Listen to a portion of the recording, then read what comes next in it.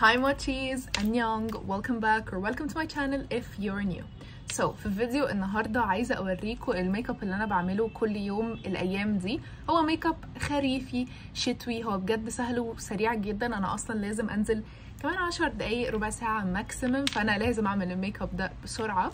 فهوريهولكم لانه اولا خفيف جدا، شكله بيبقى ناعم وكيوت قوي وبيحلي الوش بطريقه يعني انتوا هتشوفوا دلوقتي انا قصدي ايه. بس المهم الفيديو ده انا مش هعمل له اديت، فاحنا كده قاعدين مع بعض بنعمل الميك اب وبنتكلم. بس المهم يلا بينا خلونا نبتدي. انا لسه حتى ما عملتش السكين كير روتين بتاعي، عايزه بس اطلع المرايه لان انا مش لابسه النضاره فمش هشوف حاجه. اوكي انا هحط المرايه هنا تحت. اول حاجه حابه اوضحها قبل ما ابتدي الفيديو ان ممكن تلاقوا منتجات احنا اوريدي مقطعينها في هذا الفيديو، بس زي ما قلت لكم في فلوجات قبل كده الحاجات دي انا مشترياها من زمان وانتوا عارفين ده، فانا مش هرمي الحاجات دي في الزباله، فبس عشان تبقوا عارفين. المهم هبتدي بالمرطب بتاعي اللي جوه ده، مرطب مصري مش فاكره اسمه صراحه بس هو حلو قوي عامه. هبقى افتكر اسمه واقول لكم في فلوج اخرى. بس انا اسمه ايه السكين كير روتين بتاعي لو انتوا شفتوا في اخر فلوج انا قليته خالص. زمان كنت بحط حاجات كتيره قوي، بس صراحه اخدت نصايح منكم انه بلاش اعمل حاجات كتيره في وشي لانه ده بيبوظ الوش، ودي حقيقه انتوا كان فعلا عندكم حق. فالمورنينج سكين كير روتين اول حاجه بعملها ان انا بحط مرطب وبس كده. بعدين بحط كريم شمس، اي كريم شمس بقى عندكم. كنتوا بتسالوني على المقاطعه وعايزين تجيبوا حاجات بديله اذا كان في الميك اب او السكين كير، فانا ان شاء الله بفكر اعمل لكم فيديو اقول لكم الحاجات البديله اللي تقدروا تجيبوها، فانتظروا هذا الفيديو. بفكر اعمل لكم واحد ليه علاقه بالسكين كير والميك اب، وواحد تاني يبقى اكل بقى وكده، سناكات بالاخص يعني مش اكل. بس المهم قولولي لو انتوا مع الفكره دي عشان انا حاساها فكره حلوه قوي. بس انا كده حطيت المرطب وكريم الشمس وبفضل اطبطب كده بحيث ان وشي يمتص المنتجات اللي انا لسه حطاها. والحلو في الميك اب اللي انا هعمله دلوقتي انه بجد بتستخدموا منتجات قليله جدا والميك اب بيطلع تحفه، هتشوفوا دلوقتي. بس المهم بحط زبده كاكاو دي انا لسه جايباها جديد من شان، عجباني حلو قوي وترطيبها تحفه. احطها كده وبعد كده بقى بعمل ايه. اول حاجه بقى ببتدي بيها الكونسيلر. طبعا انا محتاجه بقى ابص على كونسيلر بدايل لميبيلين لان انا كل حاجتي اللي هي كونسيلر وفاونديشن كانوا ميبيلين. انا مش عارفه اعمل ايه دلوقتي بس مش مشكله، اكيد هنلاقي يعني حاجات تانية. بحط ده اي كونسيلر بقى عندكم. بصوا بقى انا بحطه ازاي. انا هبص في المرايه بس بحط هنا كده، ونفس حاجه الناحيه التانية بحط كونسيلر تحت شويه وبنقطه بقى على وشي كده في حتت، بستخدمه كفاونديشن من غير ما احط فاونديشن، فاهمين قصدي. وهنا كده هكذا بس. ومفروض اسيبه شويه وشي يمتصه، بس انا للاسف الشديد ما عنديش وقت اعمل ده، فيعني عاده هسيبه مثلا 30 ثانيه ولا حاجه ينشف كده على البشره. we don't have time، ما عندناش وقت، فهنعمل بلندنج على طول. بعمل بلندنج بالفرشه، معرفش انا بالنسبه لي بحس ان ده احسن، بس هرجع تاني بالبيوتي بلندر عشان اتاكد ان كل حاجه بلندد. الفرشه دي من ريل تكنيكس حلوه قوي صراحه، بحبها يعني. وبنفضل بقى نعمل بلندنج كده. بصوا هو اكني حطيت فاونديشن من غير ما احط فاونديشن لان الكونسيلر طبعا اخفف بكتير من الفاونديشن، فببدا ان انا اوزعه كده على وشي كله. بس انا بقى هقول لكم السيكرت اللي بيخلي الميك اب بتاعي بجد تحفه. اقول لكم على السيكرت ده، السر بجد بيغير تماما الميك اب وانتوا هتشوفوا دلوقتي. برجع تاني بقى بالبيوتي بلندر عشان بس اتاكد ان كل حاجه اتعمل لها دمج او اتدمجت كويس. هكذا اوكي. بس بعد كده بقى السر يا جماعه، الفاونديشن انا باودر. هاتوا اي فاونديشن ان باودر، ده بجد اختراع. وبجيب الاسبونجايه بتاعته وابدا ان انا بقى احطه على وشي كله. باخد كده وبحط تحت عيني. الفاونديشن ان باودر ده يا جماعه هو زي فاونديشن بالظبط، بس بصوا بيديكوا كده المات لوك ده، وانا بحب المات لوك صراحه في الخريف والشتاء، بحسه بيليق اكتر. ما اعرفش، بصوا الفرق اوريدي في بشرتي عامله ازاي، والكفرج بتاعته حلوه. يعني انا مثلا لو في نقطه حمراء كده فبحطه عليها، بصوا بيخففها ازاي، هو حرفيا بيخفيها، هو عامل زي فلتر بجد رهيب. بصوا بجد وشي قلب ازاي يعني، لا رهيب. انا بحبه قوي الفاونديشن ان باودر ده، وبحطه بقى كده على كل وشي، فبيقلب وشي مط وبيثبت الميك اب لوقت اطول، او هو اكشلي بيثبت الميك اب طول اليوم. يعني انا مثلا لو حطيت الميك اب ده بالليل او الصبح، قصدي بالليل ايه لو حطيته الصبح برجع بالليل الميك اب زي ما هو مش بيتحرك من مكانه. فاي لاف الفاونديشن ان باودر. بصوا يا جماعه خلى وشي عامل زي الفلتر ازاي، رهيب، بيوحد لون البشره قوي لا بجد حلو جدا موضوع فاونديشن ان باودر ده. بس هكذا. بعد كده بحط بلاشر. هذا البلاشر بتاعي المفضل حاليا من اسنس، وباخد الفرشه دي من شي جلام، بحبها قوي، ده شكلها. وبصوا بقى بحط البلاشر كده هنا، ونفس حاجه الناحيه التانية، وبحط بقى على مناخيري. مش عارفه مؤخرا بقيت احب قوي الفكره دي ان انا اعمله كده كده كده، وبيهدى اصلا بعد شويه. بس بجد البلاشر ده رهيب، وثباته مش طبيعي، ثباته حلو قوي، يعني بيفضل كده طول اليوم، بس بيخف سنه بسيطه. بس اللون بقى حاسه كده لون خريفي شتوي، so pretty. انا شايفه انه كفايه كده، ومش بحط في حتت تانية. زمان مثلا كنت بحط فوق، كنت بحط هنا، كنت بحط على عيني. دلوقتي مش بحط في اي حته تانية، بس على خدي ومناخيري وفوق عيني. لو لاحظتوا انا ما حطيتش كونسيلر ولا اي حاجه، عشان يدينا افكت ان احنا حاطين اي شادو من غير ما نحط اي شادو. احنا تقريبا قربنا نخلص. بعد كده بسرح حواجبي شويه، بس محتاجه ابص في المرايه بقى عشان انا بجد مش شايفه. بس المهم هكذا، وبتقلها حاجه بسيطه خالص. باخد كده اي اي شادو كان عندي، وباخد الشيد اللي هي الغامقه خالص دي، وباخد فرشه الحواجب دي.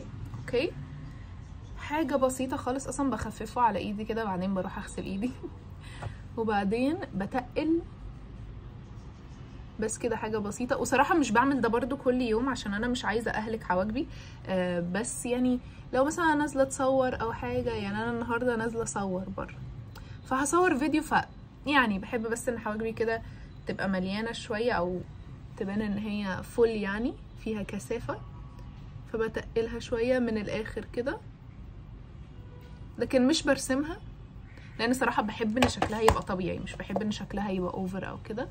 بس وبرجع اسرحها تاني. بصوا شكلها طبيعي، يعني مش حاجه اوفر. بصوا بقى التركه او الحاجه اللي بجد تخلي الميك اب ده حلو قوي، حاجه انا ما كنتش بعملها خالص قبل كده. جبت كحل بني. اوكي، فهاتوا اي كحل بني، وبصوا ده البيفور، انا هحطه هنا تحت عيني. اوكي، ده البيفور، هو شكله يعني دلوقتي شكلي حلو عادي، بس بصوا بقى التاتشايه اللي بيديها، انا بحس ان ده بيقلبه ميك اب خريفي قوي. باخد الكحل ده وبحطه تحت عيني من هنا كده، فبيديني افكت ان انا حطيت اي شادو تحت عيني. بس ده بقى الحلو فيه ان هو مش بيسيح خالص، يعني انا مشكلتي مع الاي شادو ان هو كان بيسيح مع اليوم يعني، فما كنتش بحب الفكره دي. بس الكحل ده بجد هو للاسف من بيبيلين، بس يعني الحمد لله يقعد معايا فتره طويله. بس هاتوا اي كحل بني بجد ده رهيب يعني. وبصوا بقى الفكره، بعمل كده خط تحت عيني، انتوا شايفين الدفء اللي هو ده لعيني، انتوا اكيد فاهمين قصدي ايه بالحركه اللي هو بيعملها للعينين. بس بجد بصوا بيديها كده لمسه حلوه قوي وبتعجبني. بس طبعا لو انتوا مش عاجبكم الموضوع ده او حاسينه اوفر فسكيب الخطوه دي. وباخد ظهر الكحل بس بدمجه من تحت كده بحيث انه ما يبقاش خط صريح كده. وبصوا I love it بجد الخطوه دي بعملها كل يوم، اعتمدتها حرفيا. وساعات لو ليا مزاج بعمل برضو من فوق كده، بس انا النهارده ماليش مزاج، ما عنديش وقت اصلا بمعنى اصح. خلاص بقى اخر حاجتين اعتقد الماسكارا. الماسكارا بقى انا بعمل روتين في الماسكارا، بستخدم ماسكارتين. اول حاجه دي من اسنس، يا دي يا دي على حسب مزاجي، ما فيش حاجه معينه بجد، على حسب مزاجي. بس دي رهيبه اللي هي لاش برنسس. اوكي بحطها هي الاول، انا خايفه اوسخ الطرحه لان انا نازله بالطرحه دي، يعني هنا هنمشي بالراحه كده. بس بحط الماسكارا اللي هي دي الاول عشان دي بتدي فوليوم زي ما انتوا شايفين، ولونها اسود، يعني سوادها رهيب حلو قوي. شايفين الفرق اوريدي اصلا، يعني لا لا لا. واصلا مؤخرا انا لسه شاريه دي جديد مؤخرا، ناس كتيره بتسالني الماسكارا اللي انتي حطاها، وهذا يدل عن قد ايه الماسكارا دي تحفه. بس بحط دي الاول كده اوكي عشان تديني الفوليوم اللي انتوا شايفينه، اللي هي تكثف، يعني تكثف الرموش. وطبعا عشان لونها اسود ف بتبان قد ايه هي بتكثف الرموش. اوكي بخلص، وبعدين ساعات كده بيجي تلطيش فوق العين، هقولكوا تشيلوها ازاي دلوقتي. بعدين باخد الماسكارا دي برضو كانت من ميبلين، دي بقى بتفرق الرموش حلوة قوي وبتطولهم، عشان كده انا بحط ماسكارتين، لان بصوا بقى الفرق، تفرقهم كده وتطولهم رهيبة بجد. الميثود دي اعملوها، يعني هتلاقوا بجد فرقت قوي في شكل رموشكم. تجيبوا ماسكارا الاول اللي هي بتعمل فوليوم بتكثف، وبعدين تستخدموا ماسكارا تانية اللي هي بتفرق وبتطول، هتلاحظوا فرق شنيع بجد في رموشكم. بس كده. وزمان كنت بحط في رموشي من تحت، بس اكتشفت ان هما بيسيحوا مع اليوم وتعمل كده خط اسود تحت العين، ما بحبوش، فبدأت اتجنب يعني الموضوع ده. I think that's it. فاضل الليبستيك، دي اخر حاجة بعملها. انا كنت عايزة كلينكس بس انا مش لاقيه كلينكس، فهعمل كده. اوكي انتوا عيلتي بقى خلاص، يعني مش مشكلة. بشيل اسمه ايه، الليب بام اللي انا كنت حاطاه عشان الليبستيك ما يزحلقش، فاهمين. بعدين باخد ليبستيك اللون بتاعه كشمير. اوكي لونه كده، يا اما باخد اللون ده يا اما باخد اللون البني شويه على حسب مزاجي، ما فيهاش يعني. والليبستيك ده حلو لانه بصوا لونه رهيب ومط. طبعا انا المفروض قبل الخطوه دي بحط ليب لاينر، بس انا الليب لاينر بتاعي في الشنطه ومكسله اقوم اجيبه، فانا هعمل ليب لايننج بيه هو. واعتقد بعد لما اقفل الفيديو ده هحط البني، لانه بصوا ده لونه بينك قوي مش عاجبني. بس يعني انتوا اكيد فهمتوا الفكره. لا ده طلع فعلا بينك قوي، هبقى اغيره بعد هذا الفيديو. بس انتوا فهمتوا الفكره، انه مط ليبستيك. ما بقيتش احط خالص جلوس في الخريف والشتاء، لانه بحس ان هو الشتاء عايز لون كده، فاهمين، بني. انتوا اكيد فاهمين قصدي. بس المهم هو ده الميك اب. تخيلوا خلصنا بجد، يعني ميك اب ما بياخدش، احنا بقالنا قد ايه دلوقتي؟ 13 داخلين على 14 دقيقه وانا بتكلم وبرغي، بس انا عاده بعمله في 5 دقايق. بس هذا هو الميك اب. طبعا بيبقى شكله احلى مع الليبستيك النود، انا مش عاجبني ده خالص، عايزه اغيره، بس الحاجه ورا بقى فبكسل اروح اجيبها. بس المهم ده كان فيديو النهارده، اتمنى ان تكونوا كده استفدتوا واخدتوا تيبس اند تريكس في الميك اب، وقولوا لي لو الميك اب لوك ده عجبكم. وبس that's it. هشوفكم في الفيديو الجاي ان شاء الله. باي باي.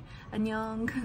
ما قدرتش استحمل اللون ده فهغيره دلوقتي عشان اوريكم الفرق في الليبستيك، او لون الليبستيك ازاي بيغير في اجواء الميك اب. يعني بصوا اللون اللي انا كنت حاطاه ده كان بينك قوي، فحسسني ان الميك اب صيفي. اوكي دلوقتي بقى تعالوا اوريكم الشيد اللي انا عاده بحطها، اللي هي على طول معايا في الشنطه. بصوا اول حاجه بحط الليب لاينر ده، هذا اللون. انا عايزه المرايه بتاعتي راحت فين؟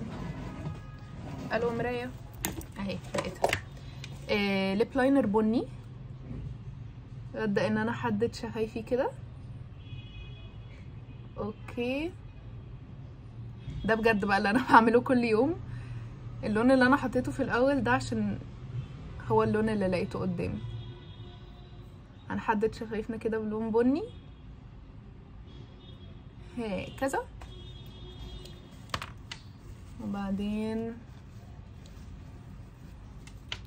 اوكي. وهحط بقى الدرجة اللي انا بجد بحبها قوي اللي هي دي. بصوا يا جماعة، بصوا يا جماعة الدرجة كول ازاي. هذه هي الدرجة، هو ده الكلام. بصوا يا جماعة عايزة بس اظبطه شوية. طلع مني بره حبتين كده من فوق.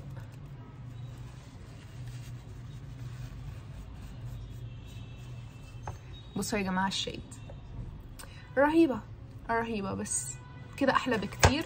ساعات بزود فوقيه برضو الدرجة دي سنة هكذا. هي دي الدرجة اللي تحسسنا بالخريف او ميك اب خريفي شتوي. هي دي الدرجة بجد تحفة. هو كده الميك اب. قولوا لي رأيكم.